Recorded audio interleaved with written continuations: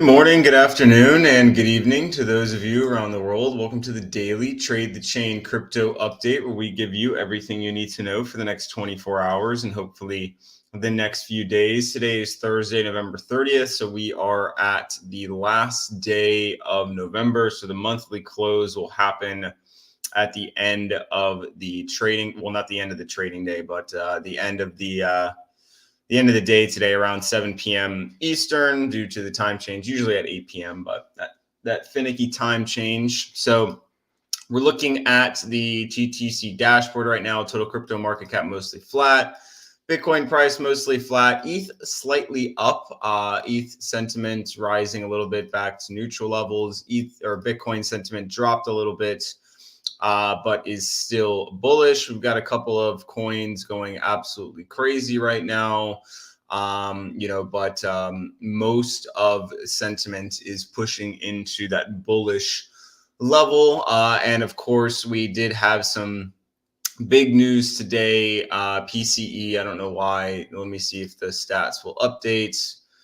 I don't know why this chart is slow, but everything came in at expectation. So PCE was 3%, core PCE was 3.5%.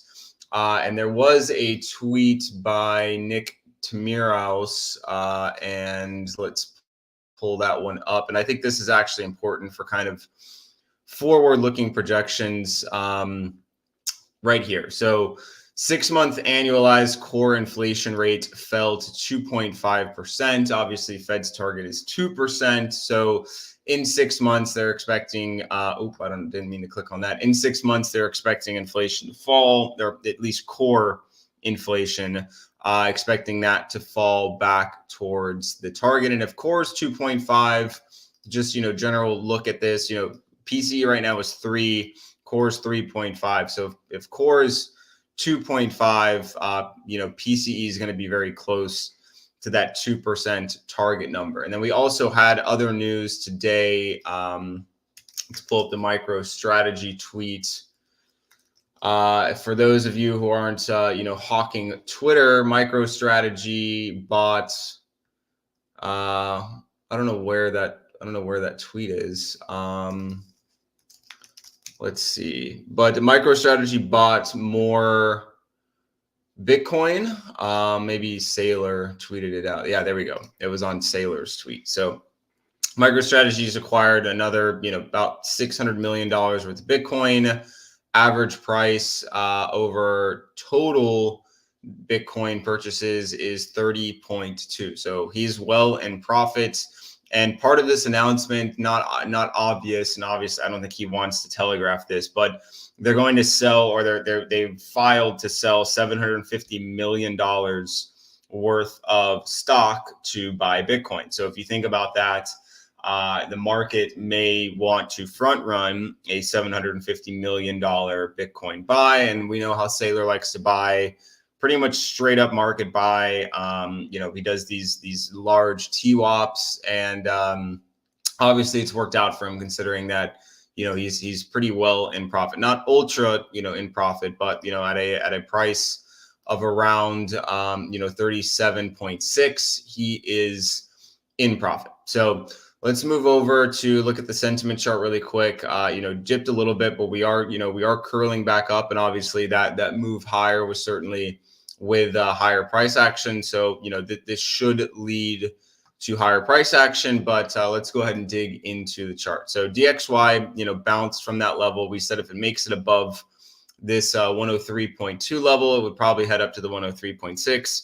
It obviously did that, now forming a little bit of a Darth Maul wick. So obviously we got that push higher.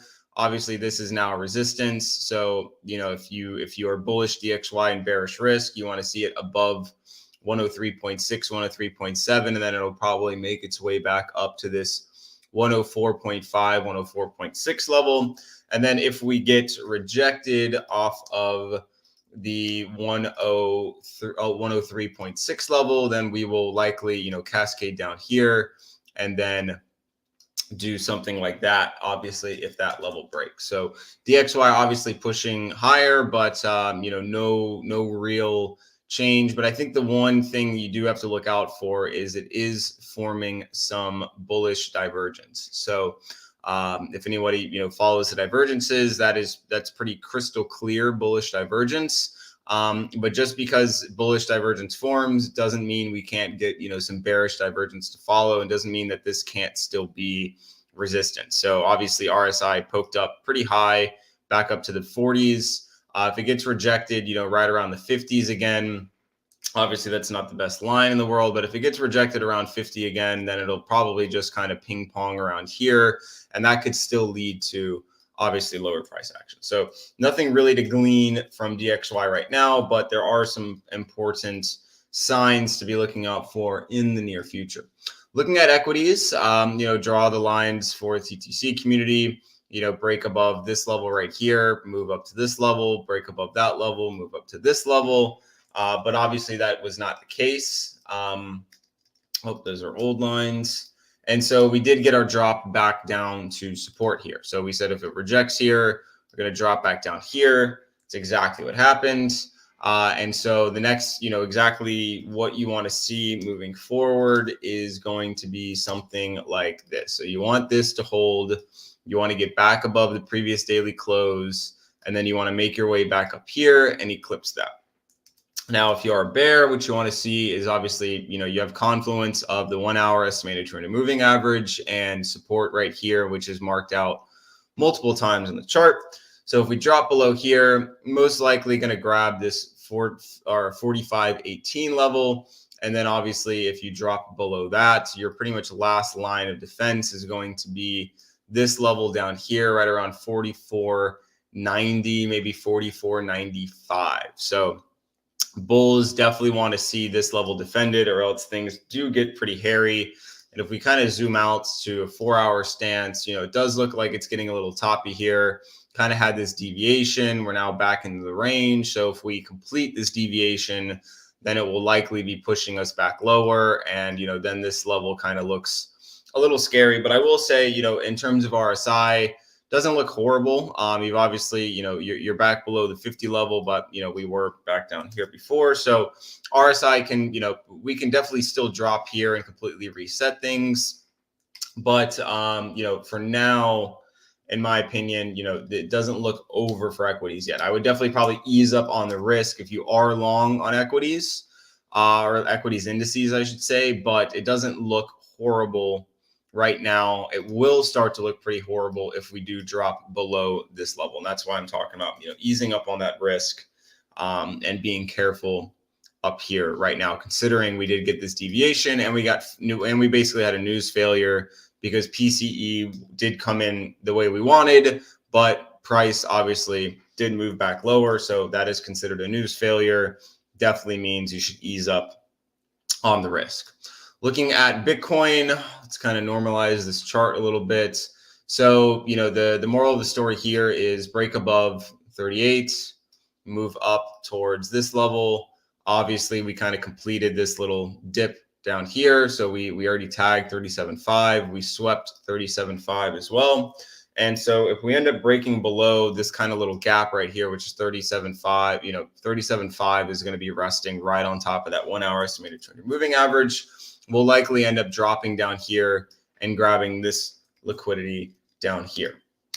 So Bitcoin's, very, very simplistic perspective right now.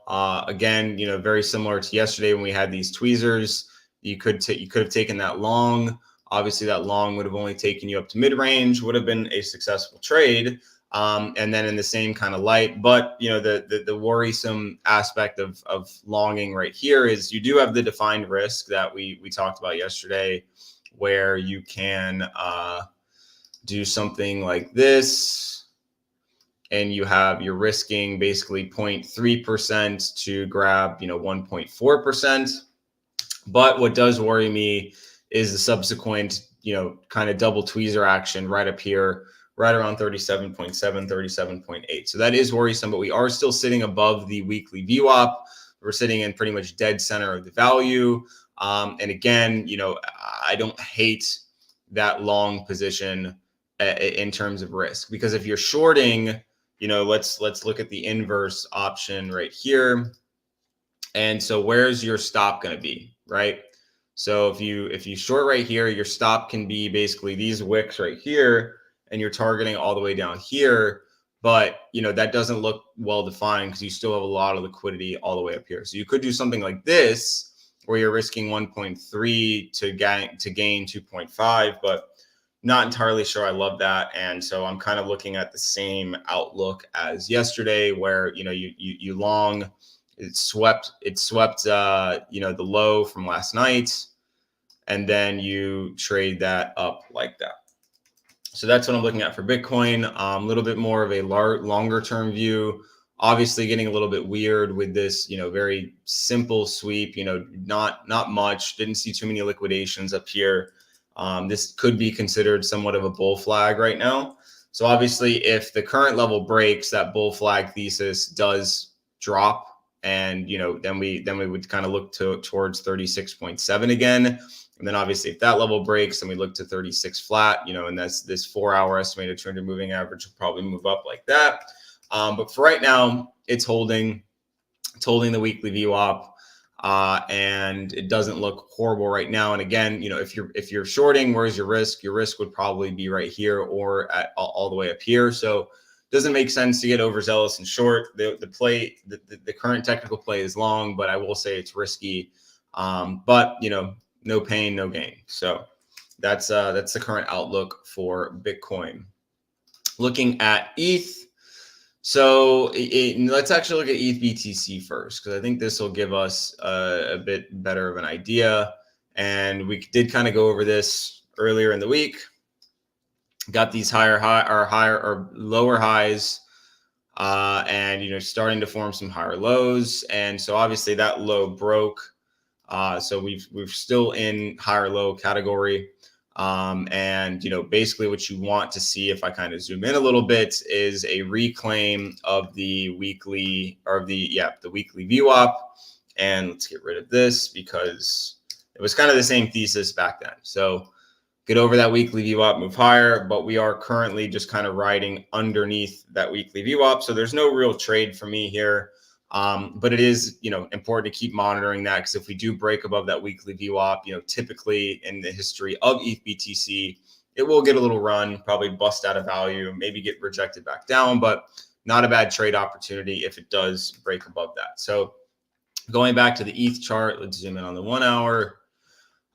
So and very similar to ETH BTC, we are beneath that weekly VWAP. So if we get above the weekly VWAP, then we do have a chance to obviously head higher and follow that thesis. But considering, that kind of drop back since the open, the first, target would be here. So we need to get above this. Then we need to, get up here, 2050, break above 2050, and then get up here. And then obviously you can start talking about that. So we did drop, but we did drop below the 2030 level, and obviously did not complete that full drop down to the liquidity down here below.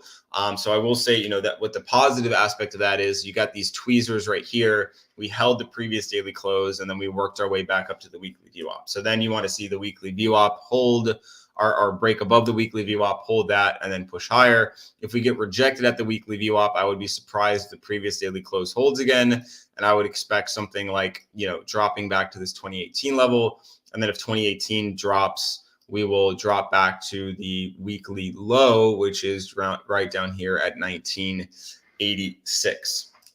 So in terms of an ETH trade, again, unfortunately, it does, it more so favors the longs just based on current price action. So we'll go ahead, and so maybe you could definitely set your stop here, try and trade that up. So risk, that's not the most beautiful trade. And I think it's a little bit overzealous to be making that trade this early without breaking above the weekly VWAP. And then if you are shorting, you probably can get away with something like this. But you still have to contend with this liquidity down here. So if we do drop and we hit 2018, then you are risking, and we let's say we hold at 2018, you're risking 0.8 to make 0.8. So not the best RR on that. So ETH, in my opinion, long trade is better, but safer play is wait for breaking above that weekly VWAP. So nothing ultra clear on the charts right now, but with that telegraph of the Sailor $750 million bid, We could certainly drop lower and, push price lower to try and then, liquidate some longs, get some good, get a good area to buy back higher. But when, historically, when we get obvious large batch purchases, especially from Sailor, the market will front run that. And so I don't think that shorting is in your best interest right now, because I think any downside will be capped due to that thesis. So the thesis being, Sailor is going to buy $750 million. So why would you step in front of that moving train? So with that being said, we're going to wrap it up here today. Appreciate everybody watching along. If you'd like to get our daily analysis, get access to the TTC dashboard, join our community of traders. It is at www.tradechain.com. 14-day free trial gets you access to everything, and we would love to see you in there. So that being said, good luck, happy trading. See everybody tomorrow.